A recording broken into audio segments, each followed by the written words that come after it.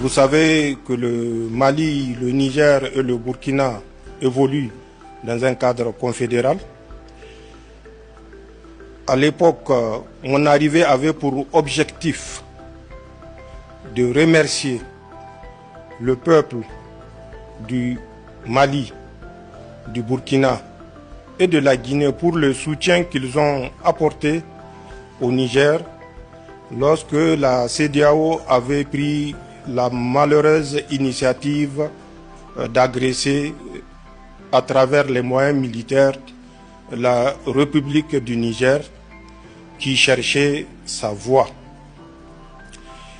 J'étais venu affirmer à mon frère Assimi Goïta, à l'ensemble du peuple malien, notre gratitude et notre reconnaissance pour ces sacrifices. Parce que c'est un sacrifice et il faut le qualifier en tant que tel. Le fait de rentrer dans la guerre éventuellement si le Niger venait à être agressé.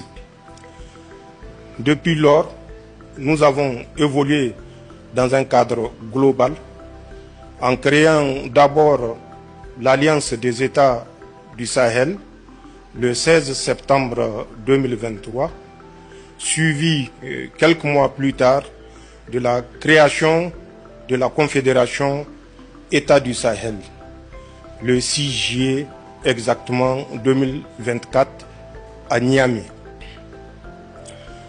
Entre autres objectifs ont été donnés à cette confédération, et notamment le premier pilier qui est la préoccupation de nos populations, la défense, sécurité. Deuxième pilier qui est celui de la diplomatie et un troisième pilier qui est celui du développement. Pour ces trois piliers, nous nous rencontrons à travers nos structures intermédiaires, soit c'est les experts, soit c'est les ministres, pour de temps en temps évaluer la distance parcourue, permettez-moi d'utiliser ce terme, les objectifs atteints ou à atteindre.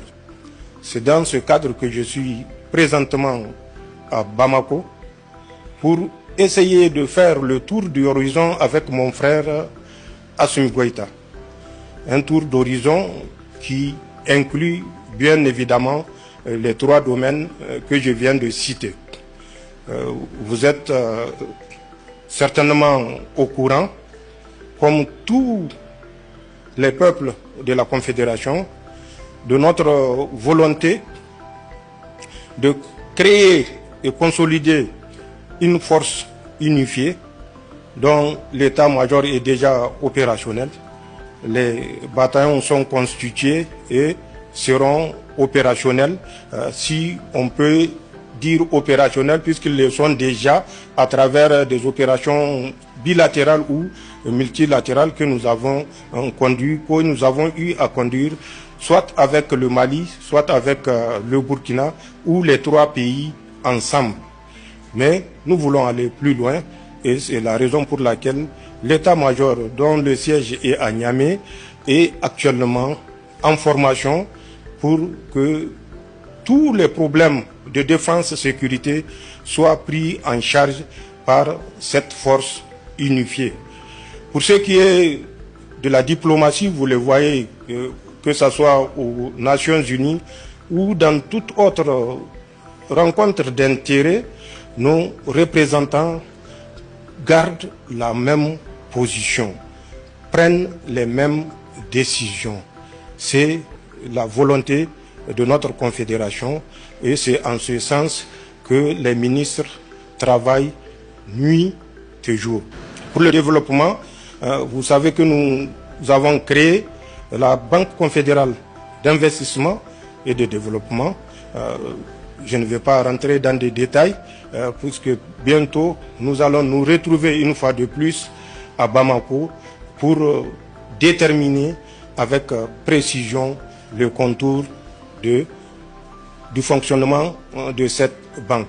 Mais sachez que déjà tout est fin prêt, qu'il s'agisse du siège ou des autres structures d'accompagnement, tout est connu d'avance, mais sera précisé, Inch'Allah, à la prochaine rencontre ici à Bamako.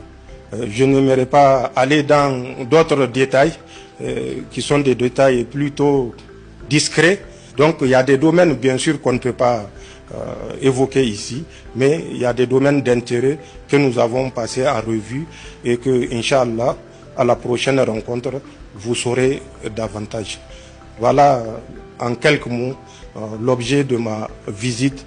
Une fois de plus, merci au vaillant peuple du Mali, merci au vaillant peuple du Burkina, merci au vaillant peuple du Niger, peuples qui ont permis de prendre l'ascendant et désormais de conduire la révolution. Il n'y a pas autre qualificatif que celui-là. C'est le peuple du Sahel qui conduit la révolution. Et Inch'Allah, avec le peuple comme guide, le succès est au bout du chemin.